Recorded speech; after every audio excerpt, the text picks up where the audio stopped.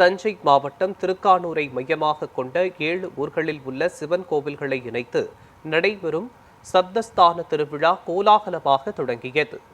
அதிகாலை கரும்பேஸ்வரர் கோவிலில் அபிஷேகம் நடைபெற்றதைத் தொடர்ந்து அலங்கரிக்கப்பட்ட சுவாமி அம்பாள் புதிய கண்ணாடி பல்லக்கில் ஏழூர் விஜயத்தை தொடங்கினர். பல்வேறு கோவில்களில் சிறப்பு மரியாதைகள் பெற்ற பின்னர் செந்தலை மீனாட்சி சுந்தரேஸ்வரர் கோவிலில் நடைபெறும் மீனாட்சி கல்யாணத்தில் கலந்து கொள்கின்றனர். இதில் திரளான பக்தர்கள் கலந்து கொண்டனர்.